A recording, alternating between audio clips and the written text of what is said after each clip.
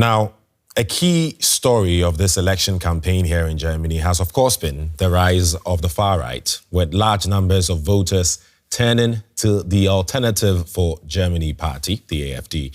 In the latest polling, the AfD, seen here in blue, you're going to see them now, yes, they will take 21% of the overall vote this election. That will make them the second biggest party in the German parliament, the Bundestag. That's also double the party's results from the last federal election in 2021, when they claimed just over 10% of the vote. According to a recent YouGov survey, the AfD is predicted to win the highest share of the vote in 5 of Germany's 16 federal states, all of them in the former communist East Germany. Now, areas in darker blue on this map show where AfD support is expected to be strongest, highlighting a clear east-west divide. Let's bring in Natascha Strobl. She is a political scientist and an expert on far-right ideologies and extremism. She joins us from Vienna. Hello, Natascha. Nice to have you. So what do you think has driven the AfD's popularity in recent years? Well, the AfD thrives on crisis. So every time people feel frightened, feel like they don't have a future, feel like something is happening and they're not in control, this is where the AfD swoops in and gains the votes. So it's very much a party of crisis.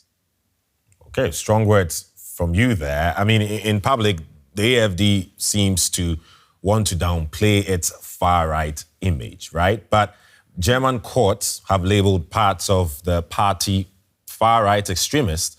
What's your assessment? Well, within the realm of political science, there's no question about it. Of course, it's a far-right party, far-right extremist. I mean, you can debate the words, but it's very much the parliamentary branch of the far right. So it's the AfD, it's the FPÖ, it's so many other parties we see in Europe. Right. Obviously, they reject that tag. Of course. Yeah, right. Polls once again show that the AfD is more popular in former East Germany. What factors make an electorate more likely to vote far-right than others? Mm-hmm. Well, there are sociological factors, which is if you're a male, you're more likely to vote AfD. If you don't have a high standard of formal education, you're more likely to vote AfD. But the biggest correlation is people who feel frustrated, who feel like this is not working for me, and who feel like they don't have a future. There are great studies about it, and it's such a huge correlation between huge frustration and lashing out against their system, whoever the system is, and the AfD manages to grab that feeling and turn it against minorities. Again, turn it against democracy itself. Right. So does that mean that they find the AfD as the solution to the challenges that you're talking about because the AfD is actually offering solutions, or it's just somehow a rejection of the current system? No, they don't feel like the AfD is having policy solutions, but they feel like with the AfD, you have some sort of outlet. You can destroy what is destroying you, basically. So if nothing else, you can stick it to them. And that's what the AfD offers, basically. Let's talk about the AfD's candidate for Chancellor, Alice Weidel. She is married to a woman who has a migration background, and she lives in Switzerland. Some people are plainly confused about her allegiance to a party that is anti-migration and promotes traditional heteronormative family values. What are your thoughts? This is such a contradiction, and there's actually a pattern. I mean, if you look at Trump, if you look at Musk, none of them are traditionally, male or have family values or offer the picture perfect image of living a conservative life. But it doesn't matter. People are voting for them regardless, and they feel like, well, they are so special. They can be different and still somehow represent these values. It's a contradiction, and there's no solution for this contradiction. They just live in contradiction. Alice Weidel has a fan, the world's richest man, Elon Musk. Well, he has openly endorsed the party and even had direct talks with her. What do you make of his involvement in German politics at this time? Well, it's a pattern. He interferes in foreign elections. He tried it in the UK. He's very close with the Italian Prime Minister, Giorgia Meloni. I think we will see the same things happening in France and in all the other elections. I mean, J.D. Vance interfered very openly in the Romanian elections. So that's a thing European countries will have to get used to and will somehow have to deal with it, because it's blatant election interference from foreign government officials. Right. I mean, do you think Musk's actions will boost or lessen support for the AfD? What impact will they have on the party? I think it will not either way, but I think it will make the fans more enthusiastic. So we have the allegiance to the richest man in the world, one of the most prominent people in the world. So I think it's about enthusiasm and making the fans of the AfD more sure of their choice. Okay. But I think it won't sway people who would not be voting them. So I think this will not happen.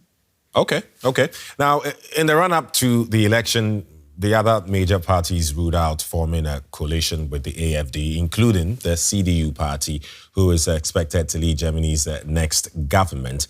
Do you believe them, considering, they recently pushed through legislation with AfD votes?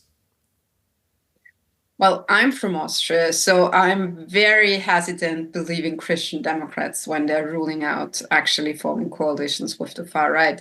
Because, it's the only ticket for the AfD is forming a coalition with the Christian Democrats. And if it's not this election, then it could be the next one. I think if it's not this one, then there will be talks about it within the Christian Democrats, and I think the wall within the Conservatives is crumbling.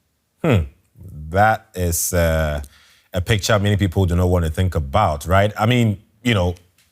If you consider the fact that the leader of the conservative bloc, Friedrich Merz, is leading in the polls, and then the AfD is polling second right behind them. Is it wise or a mistake to exclude the party from government if they receive a lot of democratic votes? Well, it surely isn't. If this is the only strategy you have, it will fail. But it's also not a strategy to always hint at a coalition with the AfD. So you have to beat them, on another level. But Germany was the only country where something like the Brandmauer actually existed. And it helped because it's also the only country that has seen no far-right government thus far. I think Malta and Ireland are the other ones. But from the, big Central European countries, it's actually German. So it worked. I'm sure it doesn't feel like working for Germans right now. But if you compare it to the other European countries, it actually worked. Right. Depends on what you mean by work, because, over the years, the AfD has just continued to grow and grow and grow. And, question will be what next? But as you rightly said, Germany isn't the only country in which far-right sentiment has grown. Are there parallels in other countries that may give us clues about how this all may play out? Sure. The big, the country everybody is looking to in the far right is Hungary, because Viktor Orban managed to do what they all want to do. So if you want to see what is the path they're going down, you have to look to Hungary. But you can also look to the Netherlands, you can look to Austria, you can look to Italy, and you will see they're destroying what is left of liberal democracy. They're destroying the state institutions. It's not a good path to go down. And it all started, the rise to power started when conservatives failed. So I think this is the biggest lesson is, will conservatives decide to actually be on the block for democracy, or will they find ways to work with the far right? And the second choice is a path to authoritarianism. I can't say it any other way. I've learned a lot from this discussion. Thank you very much for that. Political scientist and expert Thank you so on much. far-right extremism, Natascha Strobl. Bye.